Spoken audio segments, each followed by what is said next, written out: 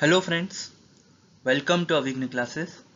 Today we are going to discuss about non-destructive testing of concrete, presented by me, Harsh Mahajan, research scholar at IIT Bombay. Concrete. It is the most common construction material used in infrastructures, in building, in bridges, in dams. It is a hardened hydrated mixture of cement, sand and aggregate. Why we use concrete? Because of its high strength. It is relatively cheap and it can be manufactured by locally available raw material. So when we place the concrete, we usually conduct few sets of tests to ensure the quality of the concrete. One will be the raw material test. So we check the fineness of cement, strength of the cement cube. Then we check the sieve analysis of the aggregate and sand in order to check the grading that we required. Then second will be workability test. So when we place the concrete, we check the workability of the concrete and ensure it is flowable or it can be compacted easily depending on the site requirement. We do slump test or flow test. Then third will be the strength test.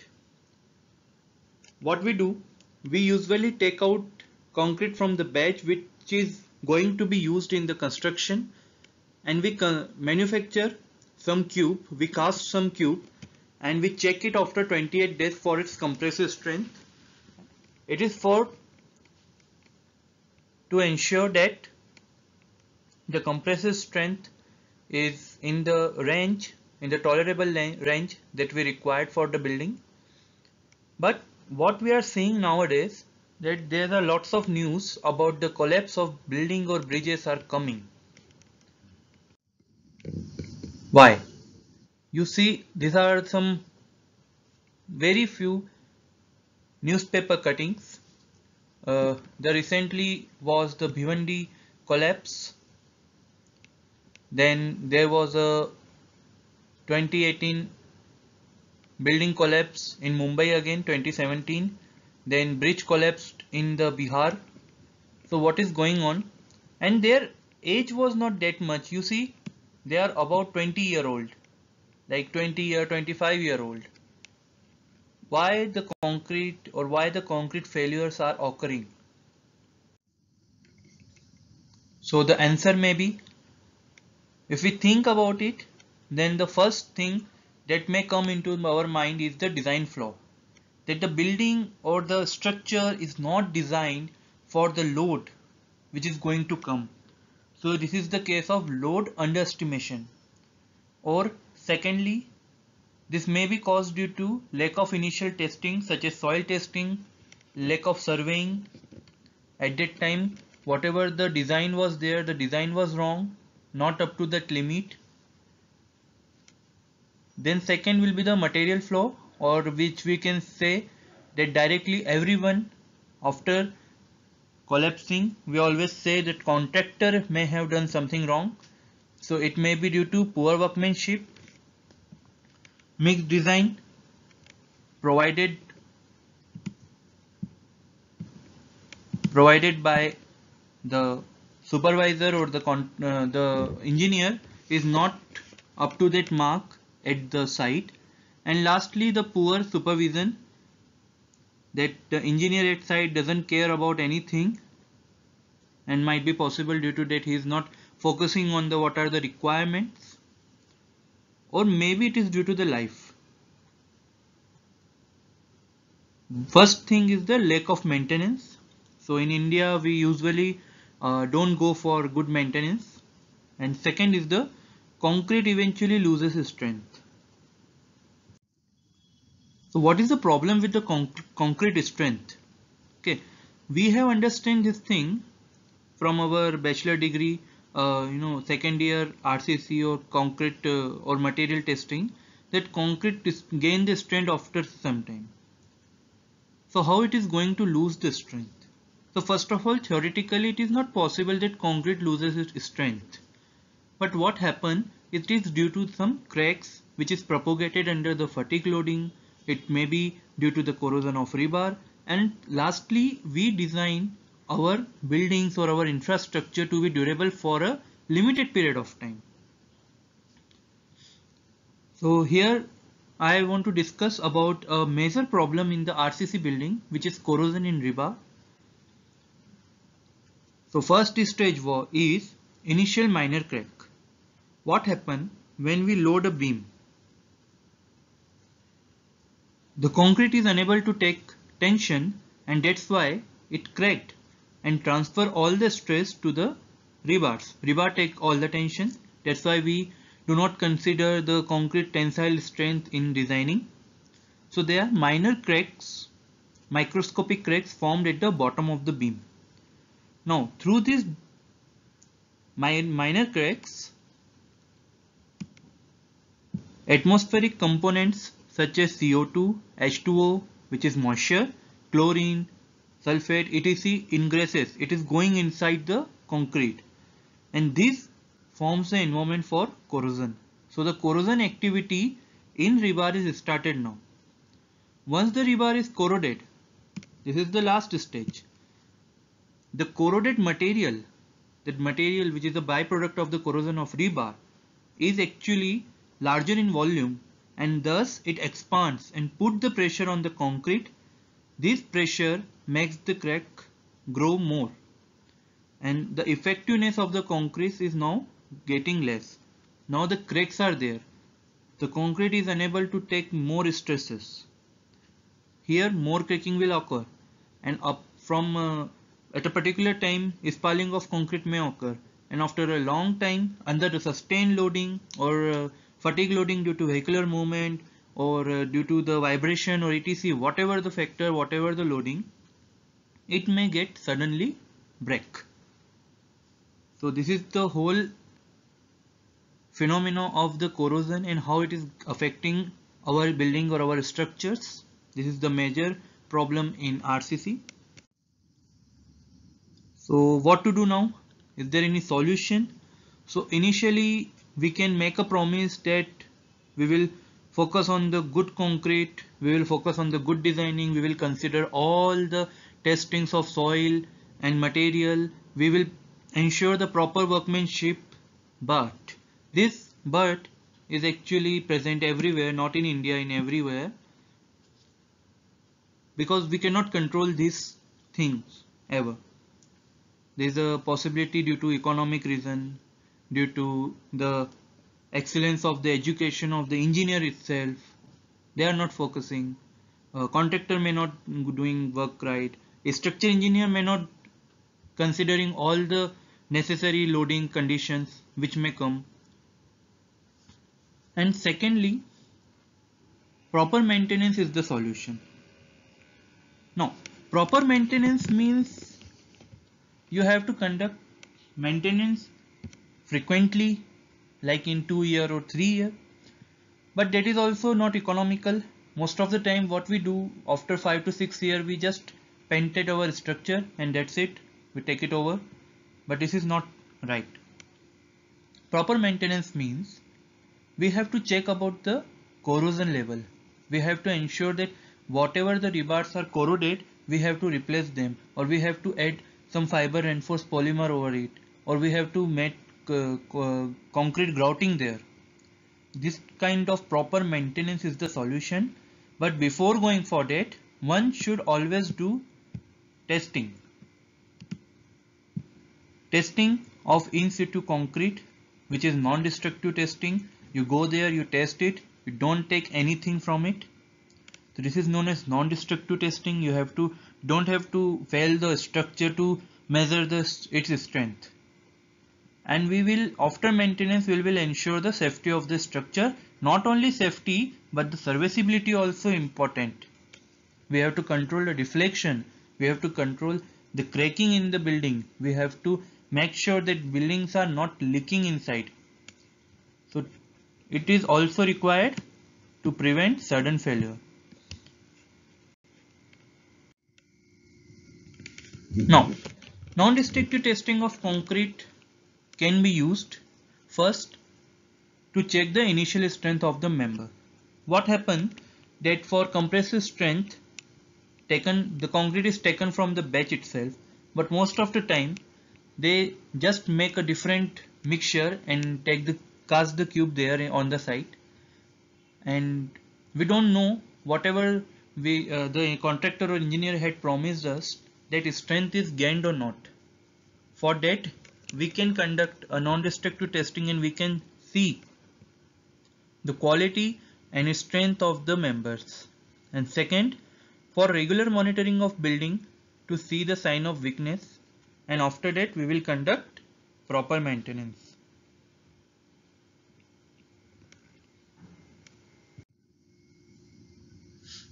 How to do non-destructive testing? So there are various non-destructive testing for the concrete available. First is the surface hardness test, rebound hammer. Second is the ultrasonic pulse velocity method. Third is the partially destructive testing, in which you have to cut out some portion of the column, beam or any member of the building, and we will test it in the lab. Then the durability test for corrosion and carbonation measurement. Microscopic methods for measuring or checking the microscopic formation of the chemicals inside the concrete. X-ray, then acoustic emission and impact echo.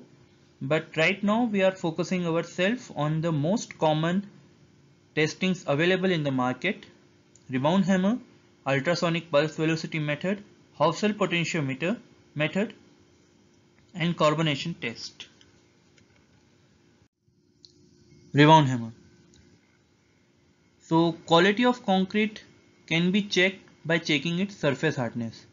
So once the column is casted, you cannot put loading over it and try to calculate its strength. But if you check the surface hardness is linked to the strength of the concrete. On base of this principle, the first rebound hammer was developed by this guy. This is known as rebound hammer. Here you can see the diagram. Its working is easy. Now, here you see this is the plunger. Over this plunger there is a mass attached to it. Over the mass there is a rider attached. This is the spring, compression spring. So when we put pressure on this spring actually compressed and stored some energy, and when we release it, this spring release the energy and push the plunger against the member. Now when we push it, there is a equal and opposite reaction. This reaction pushed back the plunger in the opposite direction, which is attached with this mass. So when this happens, this mass take this rider and guide it towards like that, and this will measure the surface of hardness of this point of contact. So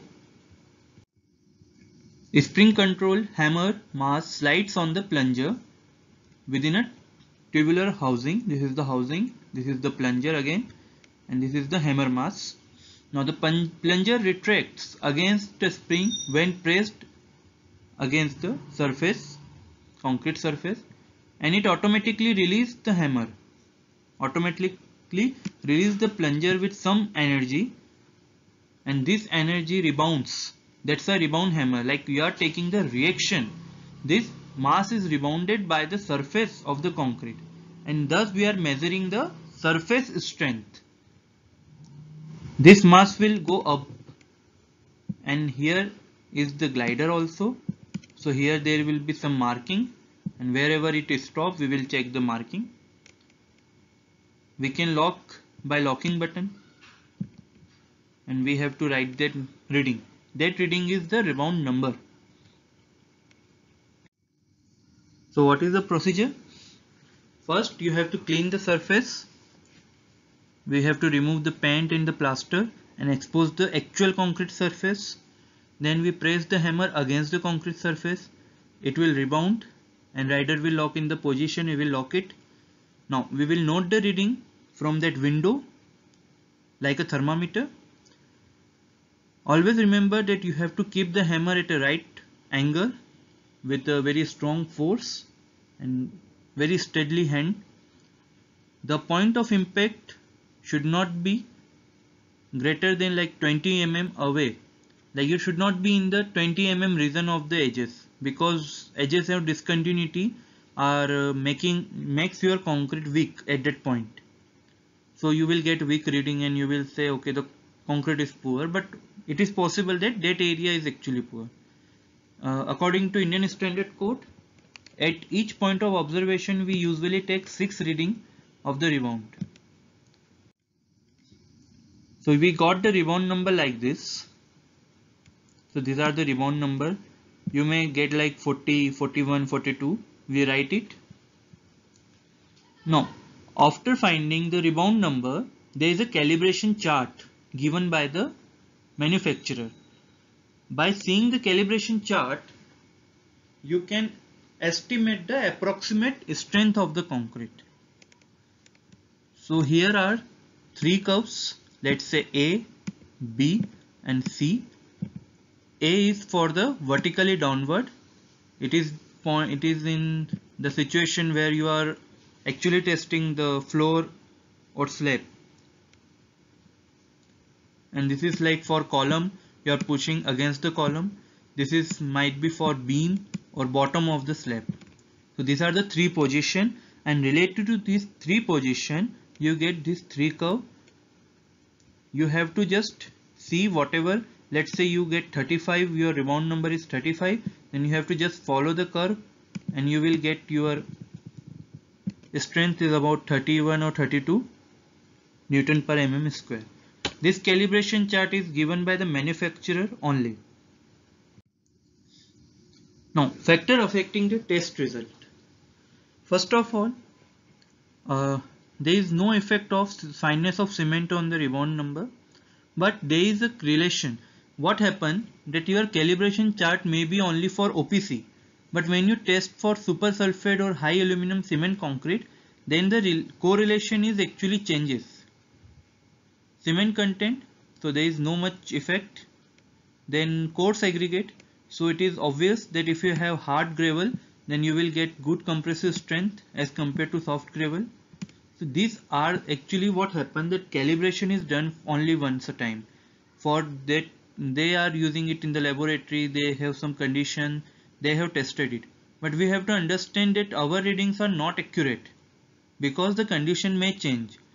You may use some soft gravel like broken gravel, or some hard gravel like 40 mm hard gravel you may use, or the material is changing. Then compaction. So if it is well compacted, what happens that in laboratory we usually go for well compacted concrete, but actually it is not possible, so variation may occur. Then surface type. Let's say you are putting your plunger of rebound hammer over a exposed aggregate, then you will get higher value. That's why to avoid this, we used to have 6 measurements at least. Then surface should not be irregular, that's why we clean the surface and we rub it using some abrasive stone. Then absorbent shuttering may provide harder surfaces. So what happens that when we use some shuttering made up of, let's say, wood or bamboo, so what happens, they absorbs the moisture and produce a harder surface. So what happens that on surface it might be harder, but internally we don't know na. So internally it might be possible that we are overestimating the internal strength. Then surface carbonation. So carbonated concrete is harder. So what happens that when carbonation occurs, we will discuss the carbonation in some next slides. When carbonation occurs, the concrete may become harder on surface. Then moisture condition. Hardness of the surface is lower when wet than dry. So if your surface is wet, then your concrete hardness will be lower.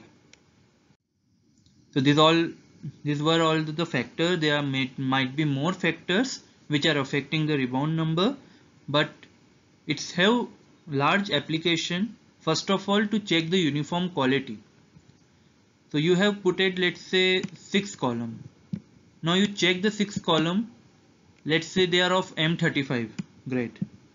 Now M35 grade is the that you have used, so it should give the compressive strength of 35 or at least 30. But when you check it and you find it like that the strength was not greater than 28, or the strength of the 6 columns are very different, that means there is a non-uniformity in your building. Secondly, for approximate estimation of the strength, so what happened after some time, when you use the building, the concrete is losing its strength, so you have to check the strength before continuing its uses. If it is weak, then you have to do some retrofitting work over it. So this is a sample table for your reading. So let's say on column number 1 I will take 6 reading at the top of the column, 6 at the bottom of the column. Then I will find the mean rebound number. I will correlate it with the strength from my calibration curve and remark if any. Now we come to the second NDT method, which is ultrasonic pulse velocity. So any sound wave or mechanical wave which is having the frequency greater than 20 kilohertz, it is known as ultrasonic. Now there are three types of wave propagation occurring. You may have studied it in the earthquake also. So one is the longitudinal wave, in which compression and expansion is occurring, and there will be second, which is the shear wave. So one is longitudinal, one is shear wave, in which the particle motion is like perpendicular to the propagation point, and third is the Rayleigh wave, in which the surface particles are moving in the elliptical direction like this. So this is a surface wave only. Now for electroacoustical transducer, so electroacoustical means like your mic and speaker, they are electrical and converting it into the acoustic sound wave. Transducer primarily produces longitudinal wave. So what we have seen in the longitudinal wave, that compression and expansion bands are there. Why longitudinal wave? Because it is fast and it interferes less with the local discontinuity. So what does it mean? What are the local discontinuity? That means in concrete, when we pour the concrete, there are voids. Okay, there might be small aggregates or larger aggregate. So your wave should reach to the other point.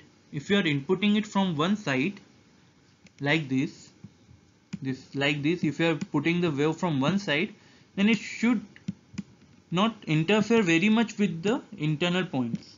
If it is interfering, then you are not going to receive anything from other side.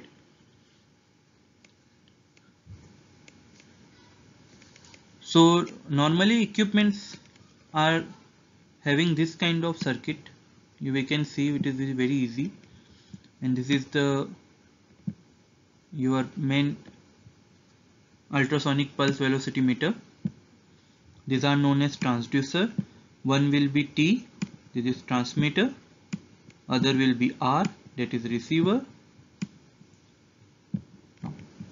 So what we want to measure? So we want to measure time taken to travel a length L, let's say 300 mm. Now we want to measure this time taken. By time you can measure the velocity V. Velocity is equals to length by time. So we want what is the time measurement. So this is the transmitter probe, this is the receiver probe. We generate a pulse. This transmitter transmits that pulse of ultrasonic wave. This pulse travels this length L, recorded by the receiver. The receiver amplifies that signal by amplifier. Then it goes to the time measuring circuit. So what is happening here, that whatever the delay occurring, so let's say t equals to 0, transmission was done. At t equals to 0, transmission was done, and at t equals to t1, receiver receives the signal. So that delay will give you the delta t, or the time required to travel it, and by that we can calculate the velocity, length upon time. Very easy circuit, and this transducer are very useful. They works from 20 kilohertz to 150 kilohertz. So whatever I have said is I can repeat it.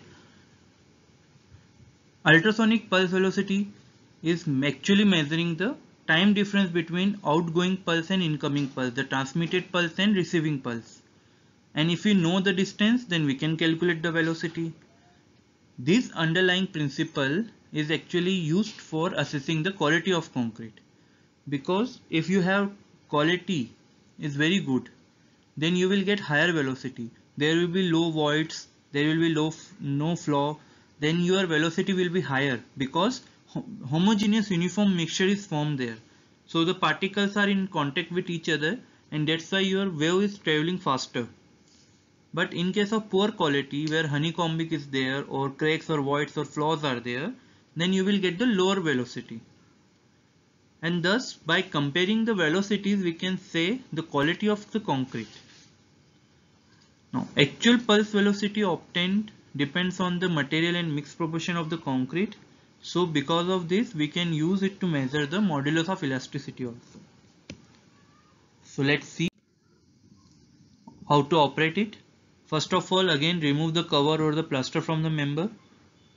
Now if the member surface is uneven, you need to grind the surface. We will put some coupling. Generally we put grease to ensure that there is no air gap in between the surface contact. There should not be any air gap, because we are actually measuring the effect of air gap inside the concrete. So we cannot put air gap by ourselves. We have to do some accurate contact between the probe and the concrete. And there are three mode of testing.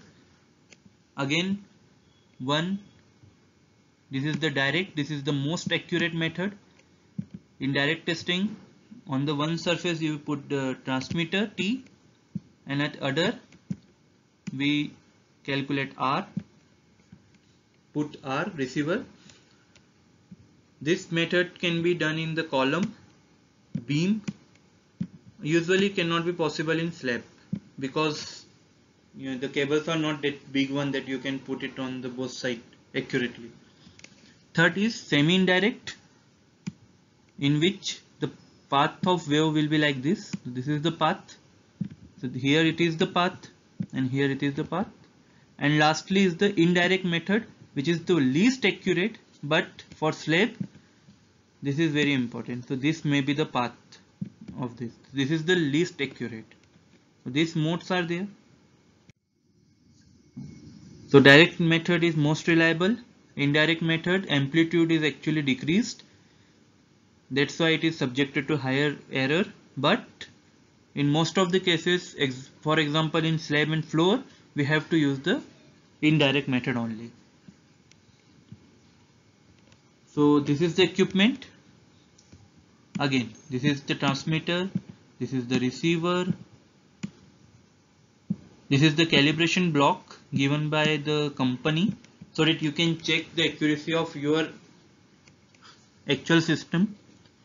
Here is the window. You can see this is the time required, and by the time, if you measure the length, you can calculate the velocity. Interpretation of the result. This is the table from the Indian Standard Code.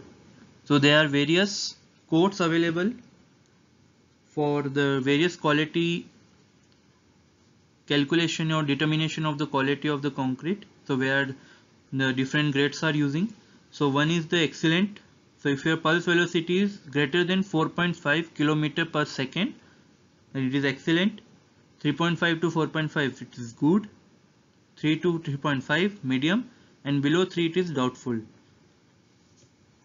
So if you are getting below 3, that is because there are lots of voids, flaws and cracks are going on in your concrete. So after a certain age of 10 or 15 years, you will usually found this quality only, because your concrete has lost its integrity, not totally but to a certain level. And the second use of this result is to calculate the Young's modulus.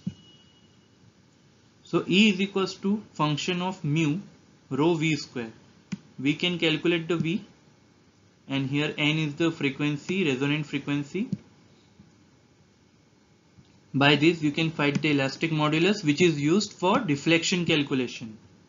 And Poisson's ratio, it is the function Poisson's ratio. From these two equations we can use, and we can find E and mu both. So this is the another use of the ultrasonic method. Before going for the next test, let us understand the corrosion in rebar. Corrosion is a natural process that occurs when the structure is exposed to CO2 or chlorine and moisture. So in RCC, what usually have that when we cast the concrete, then a passive layer form around the surface of the reinforcement, and it actually protects the reinforcement from the corrosion. But due to the moisture, CO2 and chloride, this corrosion layer is actually, this protective layer is disturbed after some time. And when it disturbs, the CO2, chloride and moisture, they goes inside and attack on the rebar. So this is the simple corrosion process. So in between of the rebar there is your anode. At the surface you will find the cathode, because of the acids and hydrogen and moistures.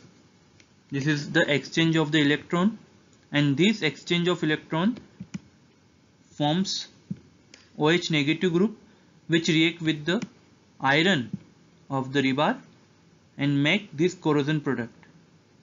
This is the corrosion product. So this electrochemical reaction creates a potential difference. So there is a potential difference like anode and cathode to flow the current, and because of this corrosion is occurring. So that is, when corrosion occurs, there is a potential difference, and this potential distribution if you measure, then you can find that whatever the corrosion on the reinforcement surface is there or not. So this is the Hofstall potential meter measurement.